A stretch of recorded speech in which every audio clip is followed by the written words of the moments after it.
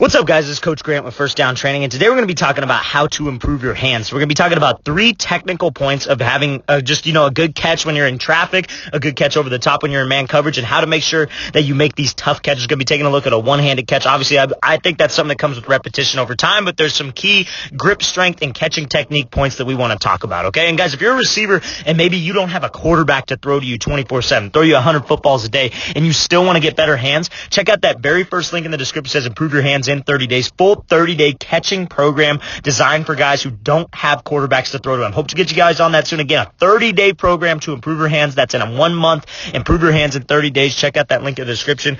Let's get started. So the first thing I want to talk about here is this route by Davante Adams. So when he's coming over the top and he's running this deep post, the most important thing I think we could talk about, I'm going to play this thing full speed. Most important thing that I think we could talk about here is just his eyes on this catch, right? Being able to watch this thing all the way in and almost take that picture and have that picture frame catch when he gets this thing over the top, right? So that's the main thing that we want to focus on here is his eyes, right? So when I see this ball over the top, especially in traffic, I get this question asked all the time. How do I improve my catch in traffic? How do I get better at making these tough catches where I got a million guys around me, right? So when you make this catch here, it's so important that you take that picture with your eyes. That's how you want to think of this. Your eyes are a camera, and you want to take a picture with that ball, because when you see that thing hit your hands, that's the terminology that I use with my receivers. You want to see the ball hit your hands. It makes it that much easier to secure this thing and to put this thing away, because you watch that thing hit your hands.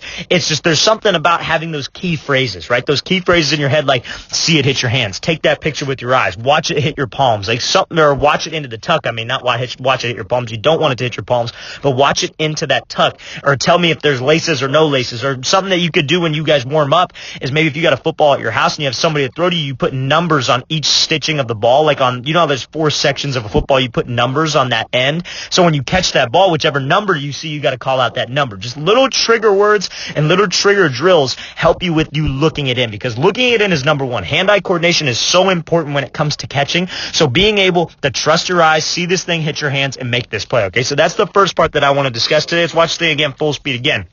Picture frame.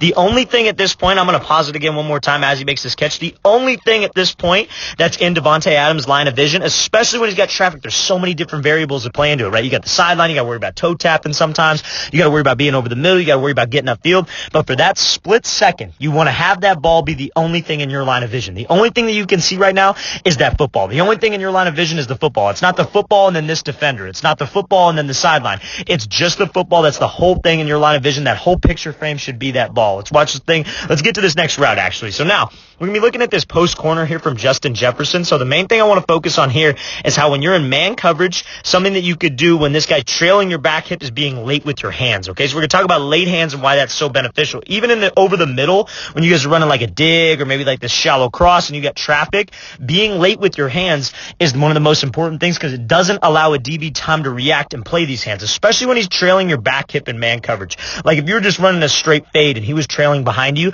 this is something that you'd want to focus on, because if you guys can be late with your hands, again, DB doesn't have time to react. But it all ties into everything that we're talking about. It ties into having eyes, right? You watching your eyes into that tuck, because it's tough to work on this. But when you guys work any kind of easy ups before you work out, before practice, anything like that, you guys want to make sure that you're working your hands being late. You're watching it in until the last second. So you see when Jefferson's here, he lets those hands go at the very last second. He lets it fall right into this pocket that he has right here, because you see, by the time the DB reacts, the DB's going to be playing those hands. He's not going to be looking back for this thing, especially because if he looks back, he could be off balance and then this ball might be over his head. So we want to make sure that I'm late with those hands. I don't give him time to react, because when you're late, like I said, he's going to be playing those hands, but it's already going to be not enough time for him, right? So make sure that we're late over the top. Anytime this guy's trailing my back hip in a man coverage situation, I want to be late with my hands so this DB does not have time to make a play, okay? So that is number 1 when you're catching this thing, especially over the shoulder. Everybody asks me, how do I get better over the shoulder catches, right? Your eyes are the most important thing, but also being late with your hands. That are the 2 most important things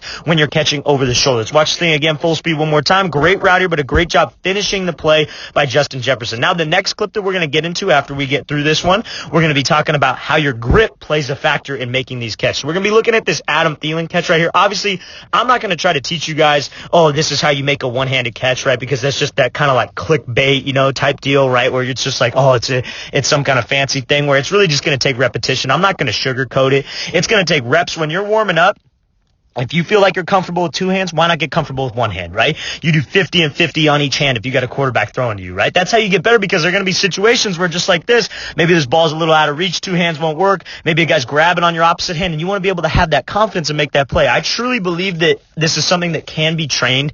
This is something that you can work on. It's not just some guy with a freak grip strength. Obviously, that definitely helps, but it's something that can be worked on, right? But mainly we're going to be focusing on the grip of this thing, right? So when you catch a football, you never want to have this thing be in your palm.